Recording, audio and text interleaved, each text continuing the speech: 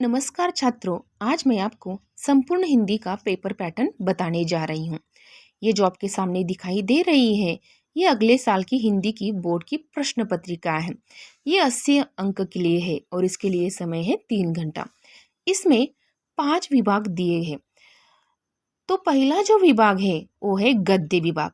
गद्य विभाग 20 अंक के लिए रहता है। इसमें हमारे ही पाठ्य पुस्तक में से किसी 2 पठित गद्यांश दिए जाते हैं और एक जो रहता है वो रहता है अपठित गद्यांश। अपठित गद्यांश यानी अपने पाठ्य पुस्तक के बाहर का गद्यांश। एक पठित गद्यांश 8 अंक के लिए रहता है। तो बच्चों, आपको क्या करना है, ये जो पठित गद्यांश दिया है ना, उसको अच्छे तरह से पढ़ना है और उसके नीचे दिए गए प्रश्नों के उत्तर इसी गद्यांश में से ढूंढकर लिखना है। तो आपको दो पठित गद्यांश अच्छी तरह से पढ़कर उसके उत्तर आपको क्या करना है, आसानी से लिखना है। अगला जो विभाग है वो है पद्य विभाग। पद्य विभाग 12 अंक के लिए रहता है। हमारे ही पाठ्य पुस्तक में से किसी 2 पठित पद्यांश पर प्रश्न इसमें पूछे जाते हैं। एक पठित पद्यांश 6 अंक के लिए रहता है।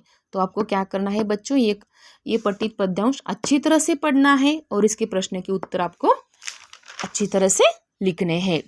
अगला जो विभाग है वो है पूरक पठन। पूरक पठन यानी आपको मालूम है मराठी में उसको क्या बोलते हैं, स्थूल वाचन। हिंदी में पूरक पठन 8 अंक के लिए रहता है। बच्चों, हिंदी में पठित गद्यांश और पठित पद्यांश पर भी प्रश्न पूछे जाते हैं। तो आपको क्या करना है, पठित गद्यांश और पठित पद्यांश के पढ़कर उसके उत्तर आपको लिखने हैं। अगला जो विभाग है वो है भाषा अध्ययन यानी व्याकरण। ये कुल 14 अंक के लिए रहता है। इस विभाग में 11 घटकों पर क्या किया जाता है, प्रश्न पूछे जाते हैं। देखो इसमें पहला कौन सा है, शब्दभेद।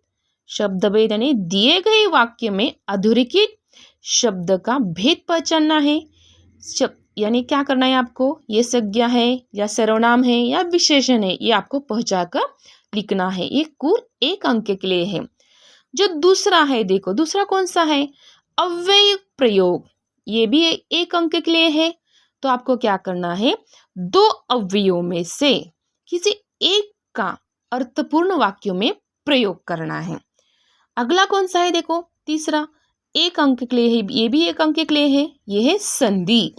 संधि पहचानना या विच्छेद करना या संधि शब्द बनाना। 2 में से किसी एक का आपको क्या करना है, पहचान कर लिखना है। अगला कौन सा है, देखो सहायक क्रिया। अगला कौन सा है, ये सहायक क्रिया। दिए गए दो वाक्यों में से किसी एक वाक्य से सहायक क्रिया पहुंचाकर उसका क्या करना है, मूल रूप आपको लिखना है। ये भी 1 अंक के लिए है। 5वां कौन सा है, देखो 5वां, दी गई 2 क्रियाओं में से किसी एक का प्रथम प्रेरणार्थक द्वितीय प्रेरणार्थक रूप आपको लिखना है। 6वां कौन सा है, देखो 6वां है ये मुहावरे। मुहावरे 1 अंक के लिए है। आपको दिए गए 2 मुहावरे में से किसी एक का अर्थ आपको वाक्य में, अर्थ का आपको क्या करना है, वाक्य में उसका प्रयोग करना है। अथवा, इसके लिए एक अथवा है, देखो कौन सा है अथवा, अधोरेखित वाक्यांश के लिए। ये अधोरेखित वाक्यांश के लिए कोष्टक में, ये जो कोष्टक है ना, देखो उसमें कोष्टक में दिए गए मुहावरे में से उचित मुहावरा चुनकर आपको क्या करना है, वाक्य फिर से लिखना है।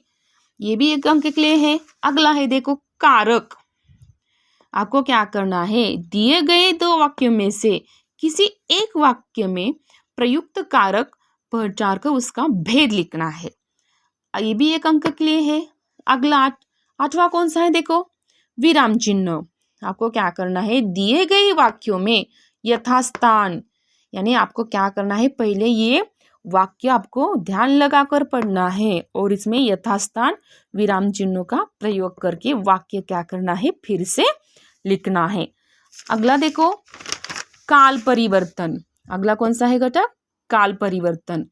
ये भी 2 अंक के लिए है।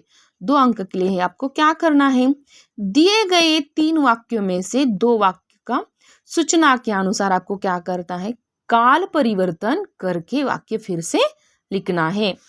तो बच्चों आप अगला कौन सा है, देखो वाक्य के भेद। ये कौन सा है, वाक्य के रचना के आधार पर वाक्य के भेद पहचान कर लिखना है, अथवा अर्थ के आधार पर आपके वाक्य के भेद आपको क्या करना है, वहां पे लिखना है। ये भी 1 अंक के लिए है। अगला है कौन सा है, देखो 11वां, ये वाक्य शुद्ध करके लिखना है। आपको क्या करना है, पहले वाक्यों को अच्छी तरह से पढ़ लेना है। ये 2 अंक के लिए है। तो आपको क्या करना है, वाक्यों को अच्छी तरह से पढ़ना है और हम उसके दिए गए 3 वाक्यों में से 2 वाक्यों को आपको क्या करना है, शुद्ध करके फिर से लिखना है। ये हो गया व्याकरण विभाग। हमारा जो 5वां आखिरी विभाग है वो कौन सा है, रचना विभाग, यानी उसे हम क्या बोलते हैं, उपयोजित लेखन। ये आपको ज्यादा अंक दिलाने वाला विभाग है। तो बच्चों आपको अच्छी तरह से ये सब लिखना है। देखो पहला, ये कितने अंक के लिए है, टोटल 26 अंक के लिए है। तो आपको क्या करना है, आसानी से अच्छी तरह से ये लिखना है। पहला जो है कौन सा है, पहला पत्र लेखन। पत्र ध्यान में रखिए, में औपचारिक और अनौपचारिक पत्र इसमें दिए जाते हैं। आप तो क्या करना है, किसी एक विषय पर अच्छी तरह से पत्र लिखना चाहिए। अगला देखो, अगला कौन सा है, गद्याकलन। गद्याकलन यानी आपको मालूम है कि गद्याकलन पर ऐसे 4 प्रश्न तैयार करने हैं जिसके उत्तर एक वाक्य में होना आवश्यक है। आपको प्रश्नों के उत्तर लिखने की आवश्यकता नहीं, आपको क्या करना है, सिर्फ उनके उत्तर एक एक वाक्य में ऐसे प्रश्न तैयार करने हैं जिसमें उसके उत्तर एक एक वाक्य में होना चाहिए। ये भी 4 अंक के लिए है। 5वां देखो, अगला कौन सा है, वृत्तांत लेखन।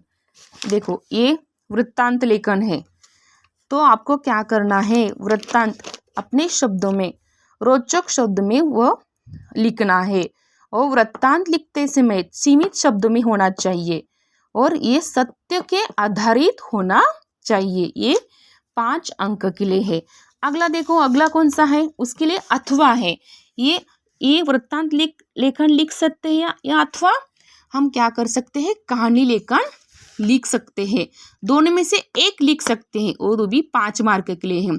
कहानी लेखन में हमें क्या करना चाहिए, कहानी उचित शब्दों में लिखना है और उसे क्या करना है, उचित शीर्षक देना है। और अब बाद में क्या लिखनी है, हमें इस कहानी से हमें क्या सीख मिलती है, ये भी हमें वहां पे लिखना है। आगे देखो, आगे कौन सा है, विज्ञापन लेखन। विज्ञापन लेखन आपको मालूम है, मराठी में हम क्या बोलते हैं उसको, जाहिरात लेखन। ये 5 अंक के लिए है। तो बच्चों आपको क्या करना है, विज्ञापन को अच्छी तरह से लिखना है। विज्ञापन लगभग 50 से 60 शब्दों में होना चाहिए। अगला देखो, अगला कौन सा है हमारा, निबंध लेखन। तो बच्चों आपको क्या करना है, किसी 3 विषय में से एक विषय पर अच्छी तरह से आपको क्या करना है, निबंध लिखना है। ये 7 अंक के लिए रहता है। तो आपको क्या करना है, ये ज़्यादा अंक दिलाने वाला विभाग है। तो आपको अच्छी तरह से लिखना चाहिए।